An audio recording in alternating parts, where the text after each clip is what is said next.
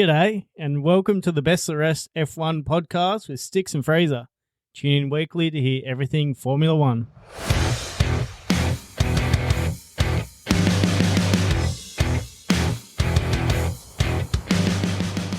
Hi, everybody. What was that? Is that a Simpsons character? Yeah, What was his name?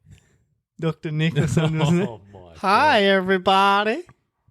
Hi, Dr. Oh. Nick. I heard that the other day, and I was like, yep, love it. I'm on it. Goodbye, listeners. Yeah. I mean, they probably knew it. They're already gone. Yeah, we don't have any to start with, do we? Holy shit. They've just all clicked off and gone, see you, mate. Well, anyway. Imagine that coming through your car speakers. Yeah, I might check out this Formula One podcast and then whack. Yeah, we've had a couple of rogue intros. And that's what it's all about.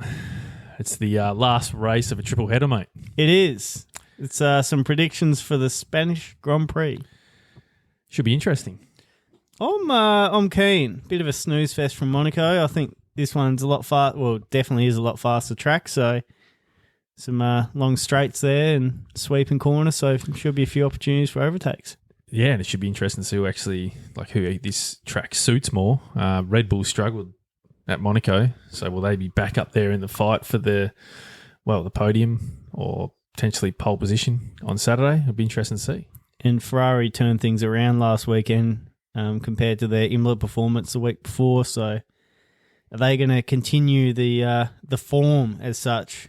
Charles Leclerc pretty well dominated Monaco, except for not able to get the final position in Q3, finishing second. So that's where he ended for the race. But can Leclerc or Hamilton, can they achieve a bit more this weekend? Yeah, it's going to be interesting to see. I wouldn't be surprised if Monaco just suited them a bit better in the car they've got, the current package they've got. Wouldn't surprise me if they're still a little bit off the pace come this weekend, but you can only hope that they enter the fight and, give us a 3 to 4 car sort of battle for that podium position. Well, I heard a lot of people saying that the Ferraris were struggling with low-speed corners and quali pace, and then that is Monaco. How else do you describe Monaco? So for me, if they did bring an update, which obviously was an upgrade, then has something kind of clicked there, and are they going to start to be fast this weekend? So I'm pretty keen. I'm going to have a close eye on Ferrari, I think, as well as a lot of the teams. It'll be interesting to see how things kind of pan out from a slower Monaco. Well, there's going to be a few drivers who are going to be pretty hyped to bounce back from Monaco. A team in particular, Mercedes, they're going to want to get some points back on the board. They had a rough weekend, so they'll be pushing for a good result. And yeah, I think it's going to be one of those weekends where you want to have a good result going into a week off, or is it 2 weeks? But yeah, it's going to be interesting to see which way it goes. Kind of feel like I've put a bit of a mental benchmark that this could be the last kind of race for teams to decide whether they're going to focus more on this year than next year or not. Because it might start to pan out a few things of if they're not really getting it together, if they're going to focus a bit more development on next year's car and try and come out of the blocks firing with the new regs, or if they're going to try and pick up a few sneaky points and a couple extra bucks and see what they can do with the money. Well, realistically, winning the constructors almost seems out of the picture at the moment. McLaren are so far in front, it's not funny. If it was a battle for second, third and fourth in the constructors and that, take McLaren out of the battle, all of a sudden we've got a spicy comp on our hands, but McLaren have seriously run away with that. It's not funny.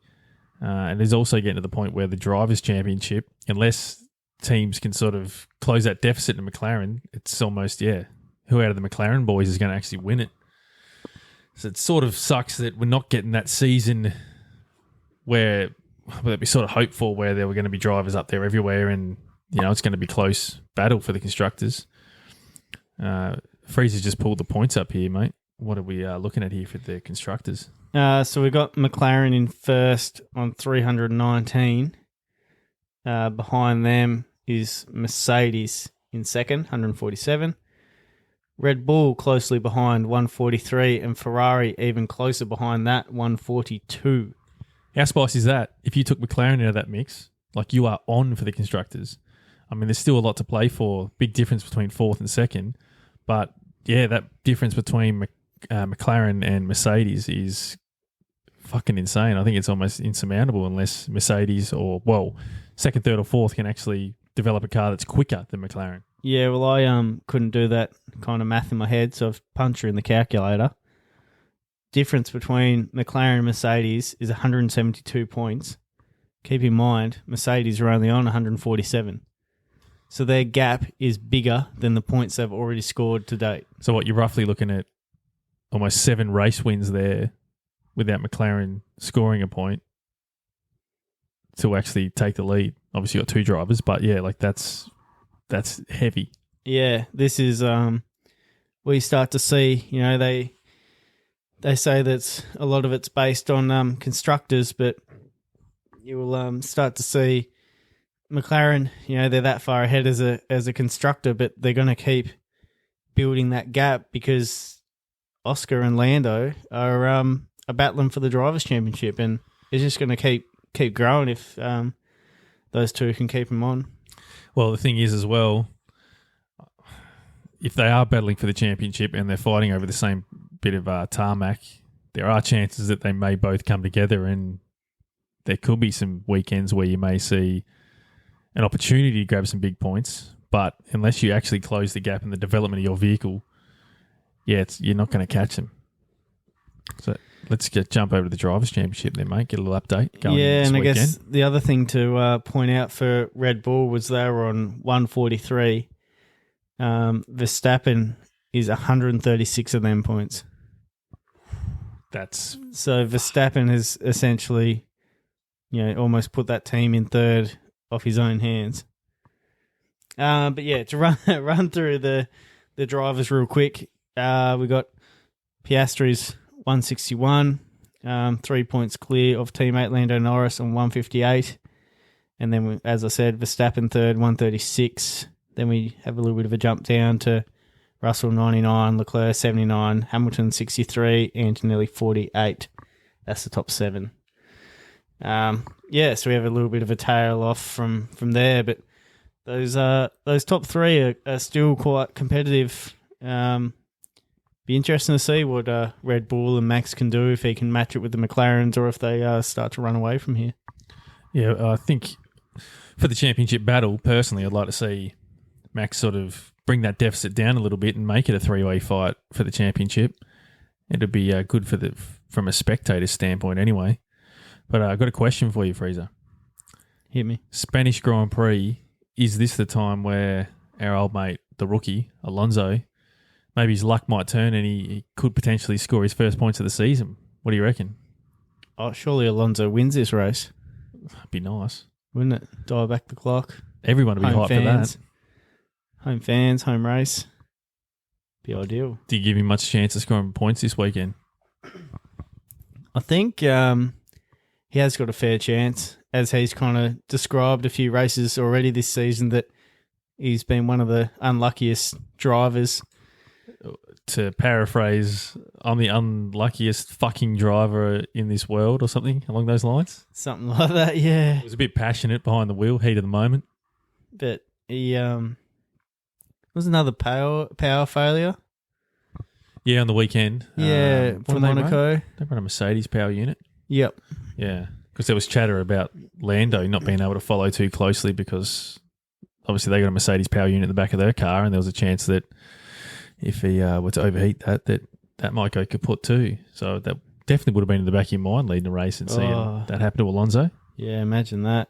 So yeah, Alonso was running in some decent points last weekend for Monaco before he had his power failure. So I think Aston's been not great to start the season. They're starting to find a little bit of form. Stroll has somehow had a couple of good races and scored some points, but yeah, surely Alonso has to get some points. Like, this is one of the worst starts to a season that Alonso's ever had.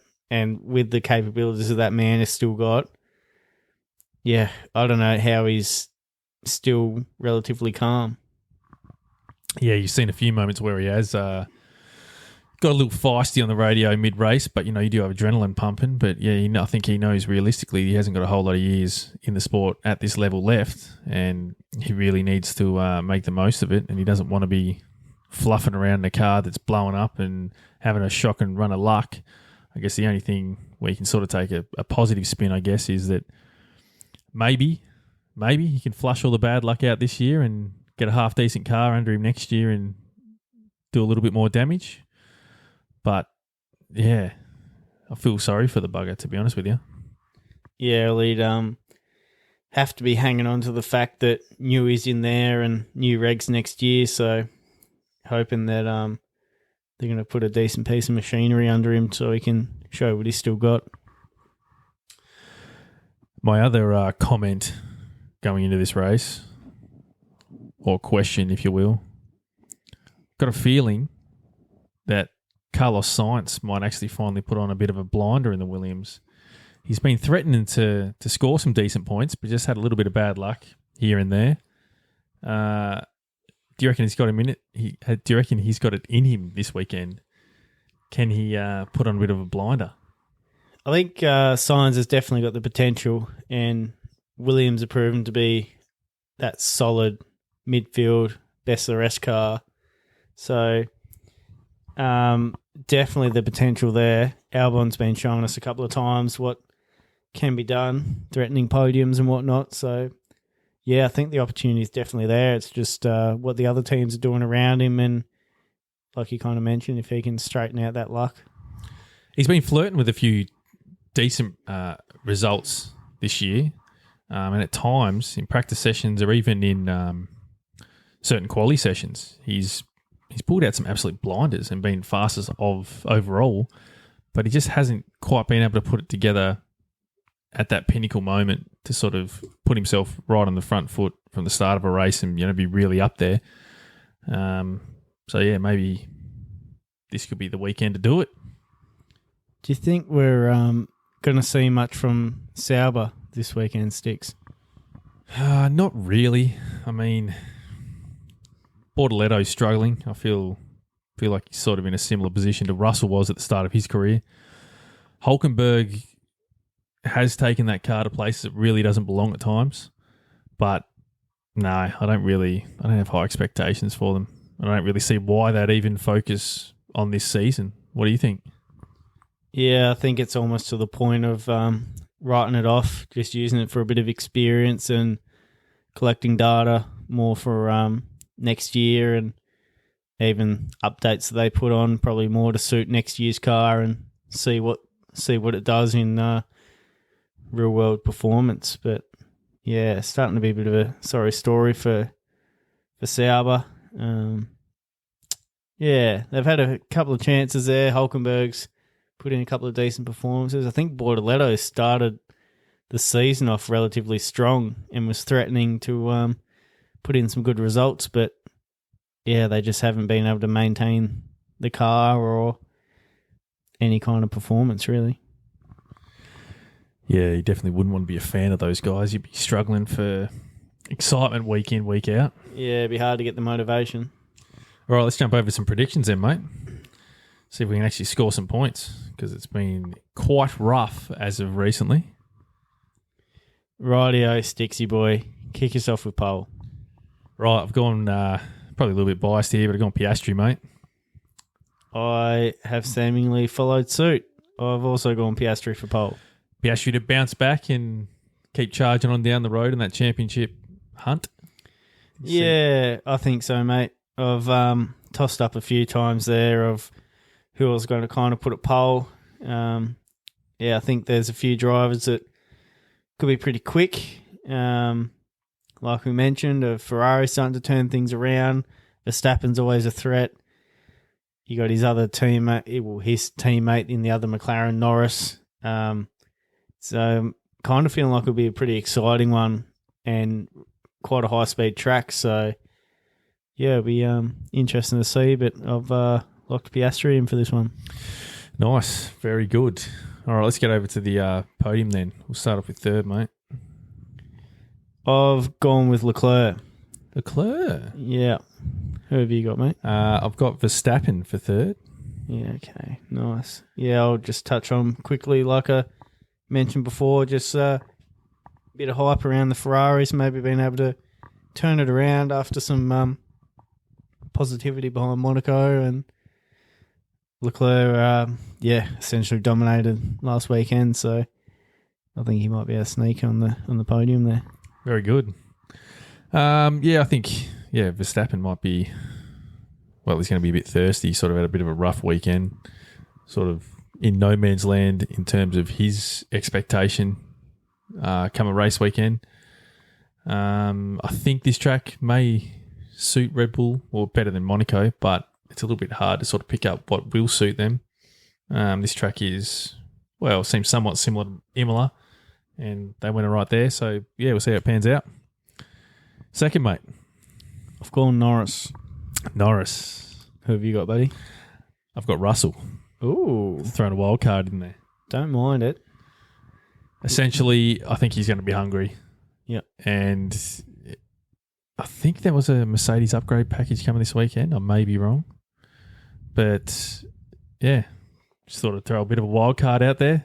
They're going to want something after their recent power unit failures. Well, hopefully he'll be, hopefully they freshen that up and get him good to go. You'd hate to see him hit a bump and lose it again. Yeah. Have you seen the replay of where he lost the power? Yeah, it was like Monaco. Start of the lap. Yeah, going up bloody hill and cutting in and out, and you're thinking, why did he even enter the tunnel? Because literally broke down right in the middle of the tunnel. Just craziness. But wild. Norris for me, kind of like I touched on earlier, that he's looking quick. I think it's a track that suits his driving style a bit. Just not quite enough to get the W. Interesting. Who you got for the win? Our boy Piastri, mate. I'm guessing you're probably going something similar. I did. Yeah, I did. I went from Piastri to convert the pole for a win and bounce back essentially, which sounds weird considering he was third, but he hasn't really ventured too far from the podium this season. Bit of a prediction / hopefulness coming from us here, I think. Yeah, I think I'd love to see him get a win under the belt and pull a couple more points clear of Norris. Be pretty sweet. Okay, so left of field. I've gone with both Spaniards to score points. I like it. I think I went for something similar last year, and I don't know if I got either of them. Yeah, it'll be interesting. Bit of a risky one, but that's the whole point. That kind of makes sense while you're quizzing me on Alonso and Sainz earlier. Yeah, it must have been front of mind. Left of field for me. How do you feel about both Ferraris top four? Yeah. Left of field enough? Yeah, I'm happy with that. Nice. That's good, because if it wasn't, I was going to add in for McLaren's for top four as well, and that was pushing the boundaries a bit, I think. Ferrari and McLaren lockout. Yeah, that's good enough. No, just Ferrari's top four. All right, so our new category, working name still, but we're going to run with dropping the ball for this weekend. So a driver who's, below expectation, struggled, or just all round had a shit weekend, as we could say quite bluntly. Who have you got that's, who do you think's going to drop the ball this weekend? Lando Norris to drop the ball. Wow. You didn't see that one coming, did you? No, I didn't think it'd be a McLaren in there, that's for sure. Yeah. What constitutes dropping the ball for a McLaren? Well, anything out of the top two, I guess. Top two? Jesus. Nah, probably just, being out of that battle for the front, having a shit weekend, either fucking it up on come quali day or, not being exactly where he should be, which is top 5 at a minimum, really. Yeah. Top 4, thereabouts. Keep it vague so I can argue my case. Yeah, I come the end of the race, but I can see an argument coming here. that's what I'm going with. Hopefully he's up there in the quali and up there in the points, and I don't have to worry. What about you, mate? I've got a bit of a feeling that Hadjar might drop the ball this weekend. Ooh, the old formed rookie of the comp. Yeah, so I've gone with that he's been sitting pretty consistently around a kind of, even like a 6th place, 8th place kind of most weekends. So I think I could safely argue that if he's hasn't finished inside the points, that he's dropped the ball. Yeah, well, we've got to have a heated debate come next week's pod. Looking forward to it. So yeah, I'm probably going to argue if it's outside the points, and if he doesn't make Q3, I reckon. I'm already thinking that realistically you've got 4 top teams, so that's 8. Williams is the 5th fastest team, so that's 10. So realistically, you should be trying to finish around 11th. Oh, stop it. That's expectation. He's already been exceeding expectation. But this is going to be interesting. That's why he'd be dropping the ball, because he's been performing up. He's set a new expectation for himself. Oh, listen to the argument coming out. Because before the season, you could have said he could be 12th and 14th and you'd be happy with the results, but not after what he's showing. Interesting. If he's not in points, he's dropped the ball. Interesting. Don't you worry. I can put an argument together. Someone who's... Now you watch Hadjar get podium and... It's going to be interesting. Someone exceeding expectation, then goes back to expectation, has dropped the ball. Well, how often do you have to exceed expectation before it becomes expectation? You're hoping that he shunts it into a wall so it's just clear cut. So how many races would Piastri have had to win in a row before it was expectation? A Max Verstappen year, I guess. Yeah. Win them all. So at some point, exceeding expectation becomes a new expectation. I wonder how many times we can say expectation in one episode. I'd argue it's relative to car performance. Well, if you've got the fastest car on the track and you finish third's probably. If so is fourth. Verstappen exceeding expectation? Is Tsunoda below expectation? Tsunoda's below. Or is it somewhere in the middle? Tsunoda's below. Who knows? Red Bull's probably the worst car on the grid and Yuki's a gun and Max is just gone. Yeah. Max, actually, here's a spare of the moment one for you. Max Verstappen, overrated, underrated? Underrated. Yeah, I agree. Yeah. I think what he's doing and what he has done, absolute GOAT status, and he's just been one of those drivers that no matter what he does, people just kind of have an excuse for why he's able to do it. Last couple of years, it's been the car's been great, and then I don't even know what people's excuse, but there's been excuses this year, but I think he's just doing unreal. I think underrated, but probably a better term would be underappreciated. Yeah, yeah. Because people think I think people know he's good, but I don't think people are actually grasping how good he is. So he went to the Nürburgring under Franz Hermann or whatever. Franz Hermann. So he did 3 laps, right? That's the first time he's ever driven Nürburgring. Physically. Other than Sim. 3 laps in real life. And he broke the lap record by 2 seconds. That's big too. What the fuck? Like, I know it's a long track, but 2 seconds, not 2/10. 2 seconds. 2 whole seconds. And that's the 3rd time in real life he's driven that. And people live at that track. People live and breathe. Like, that's their whole racing career is just laps on that and nailing it and then knowing the track inside and out. That's his 3rd lap in real life ever. And it's not a car that he drives. And he wasn't worried about the lap time. It was, I'm just going because I want to drive it in real life and get the feel for it. and he's broken the lap record by 2 seconds. So 3 laps. Every corner he's only had a crack at full pace 3 times. Max Verstappen is number 33.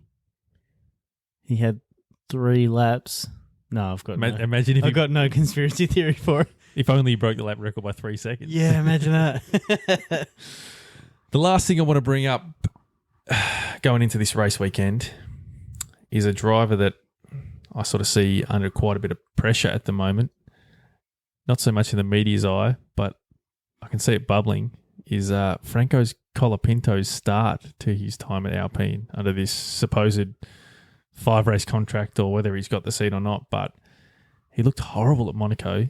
He was consistently off the pace, just sort of, no man's land.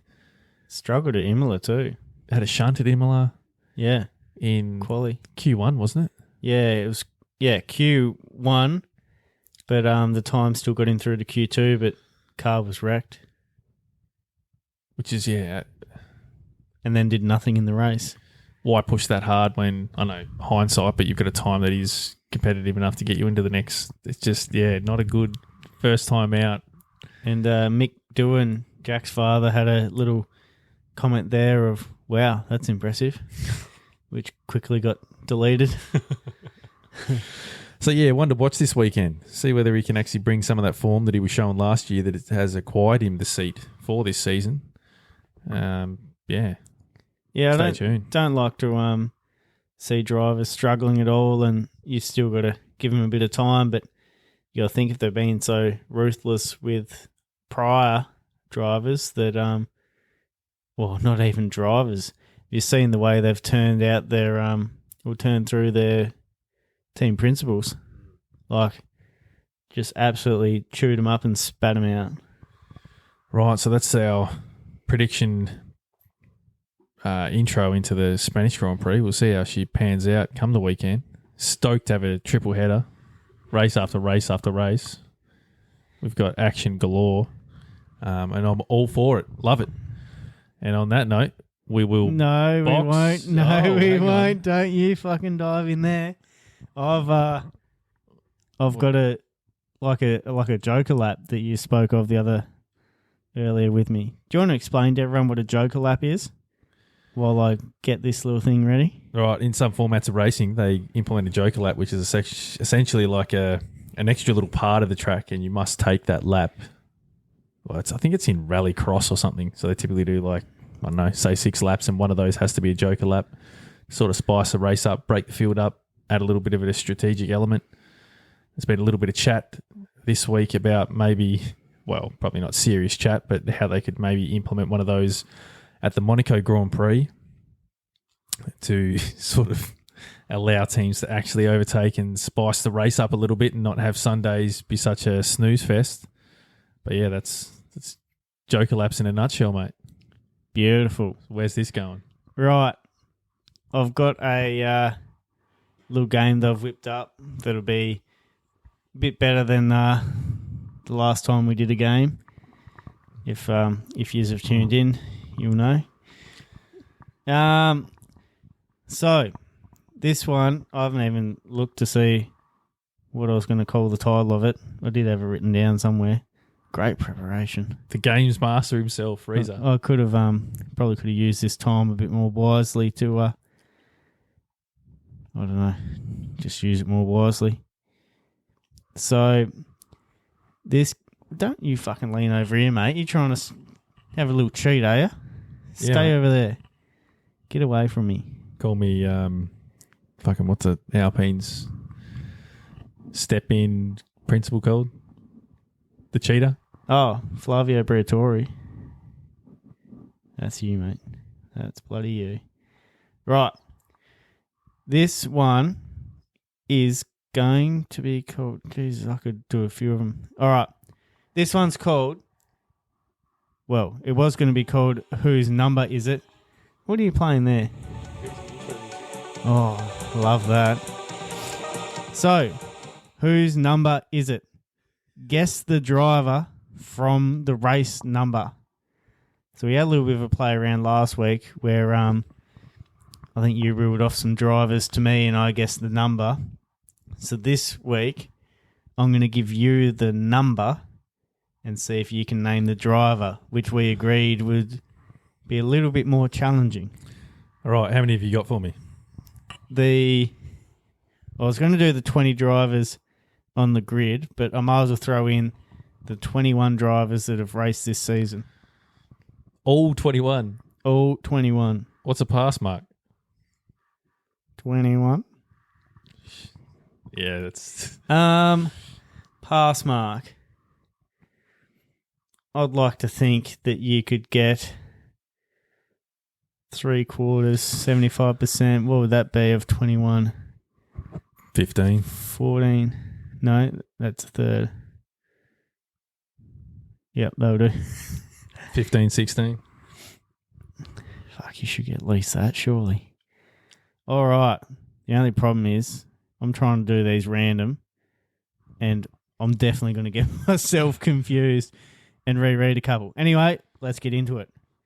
Let's start with number 44. Lewis Hamilton. Good job. Number 23. Alex Albon. Fantastic. I'm feeling the pressure. Number 6. Is that Hadjar? It is. Great job there, son. Can you tell me number 22? I'm going to go Yuki. It is Yuki Tsunoda. That was a stab in the dark. 55. Carlos Sainz. That is not a dog. That is not a dog. That is a piece of shit. Number 10. Gasly. It certainly is. Fuck, I had zero confidence in that. That was from the hip. 27. And Nico Hulkenberg. Certainly. I'm on one here. You are. Good start. You should go right for these next few, I think. 63. George Russell. Very nice. Number 33, a.k.a. Max Verstappen. 1. France. France. Number 12, please. Fuck. 12. 12. The rookie. Which the rookie? The rookie himself. Come on. Alonso. Fuck. It is not Fernando Alonso. Would you like a hint? Pass. We'll come back to it. Come back to it. Number 4. Lando. Number 18. Stroll. See the rapid fire right here. From the hip. No, I knew those ones. Number 30.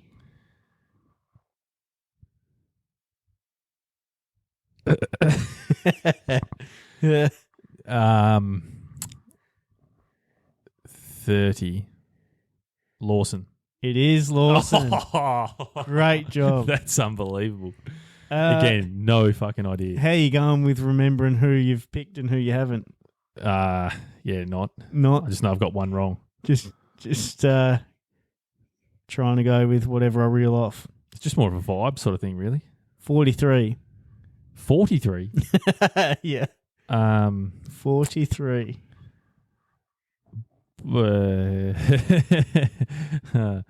Bortoletto. It is not Bortoletto. It's Alonso. It is not Alonso. Pass.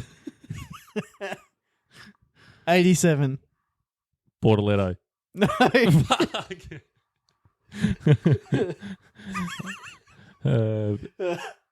Behrman. Yes. Wait, how many stabs can I? Yeah, Behrman. Yeah. It is Oliver Behrman. Number 5. Number 5. The fuck? 4, 5, 6. 5. That's normally how numbers work. 4, 5, 6.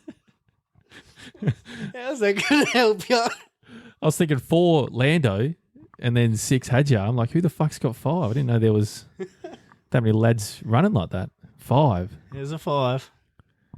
Bortoletto. Yeah. Yes. I tried to trick you.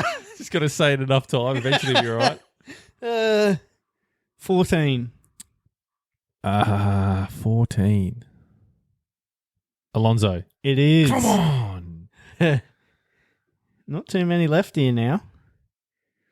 So you didn't get 43, did you? Nah. And you didn't get 12, so we'll come back to both of them. 43.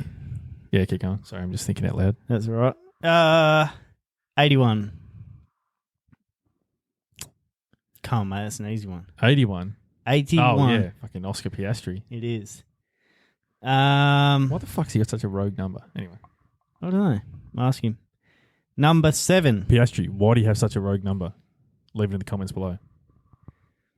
Number 7. I wonder if it's anything to do with like... Did you say 7? Yeah, number 7. 4, 5, 6, 7. How the fuck have I not picked up on this before? 7. 7.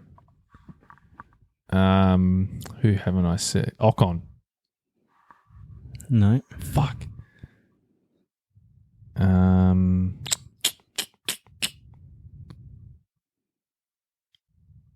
Colapinto. Nope. Fuck, how many more guesses do I get? Can I just start running through the grid? Jack Doohan. Yeah. Jack Doohan, the 21st driver. 31. Ocon. Very good.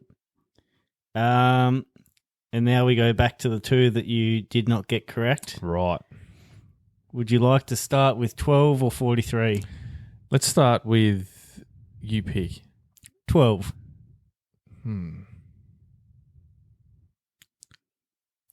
Which is not the youngest driver on the grid, Fernando Alonso. I haven't said Leclerc, so it must be Leclerc. It is not. Fuck. Did we not say him yet? There you go. 12. That means you're not going to get... Gonna knock the rust off. Shit. 12. Just running through the teams in my head. All right, we'll put a pause on that. Yeah. 16. Leclerc. That's Leclerc. Yeah. Woo. Nice. Let's jump across to 43. Behrman. No. Have I already said Behrman? Yeah, you've already got Behrman. Ocon. No, I've already said him. You said him. What other teams are there? Colapinto. It is Colapinto. Yeah. 12. That wears 43. Who is number 12? I said Yuki. Within reason, you've got every driver. This driver you've not mentioned for any previous guesses. So, someone I'm forgetting about. Signs. Albon. Behrman. I'm forgetting about a fucking team here. Stroll. Have not mentioned the poor fella once. Currently sitting on 48 points. 48 points and I've forgotten about him. In the oh my God. Drivers' Championship. I know exactly who it is. Fuck me. Who's number 12, Sticks? Kimi Antonelli. It is Kimi Antonelli. Jesus. Woo, woo, woo, woo, woo. Great work there, son. That's you rough. Essentially got them all right without hints. So you struggled on Antonelli, Colapinto, Bortoletto, Behrman. So maybe 4 that you kind of struggled a bit on, but essentially got them all right. I'm going to call it a pass, Mark, and I'll take it. I think that's a pass. Well That's done, sweet. son. And guess what? Give us a handshake live on air. That's great for an audio-only platform. Not something you can hear, but it was a good handshake. And guess what? Now I can get away with box. Time to retire today's episode. Don't worry about what race number we are because we don't fucking know. If you liked it, share it, subscribe, follow, do all the good shit for us, and we'll catch you on the next one. See you, legends. Bye. Oh, look at this. This is not a dog. This is a piece of shit. Wow.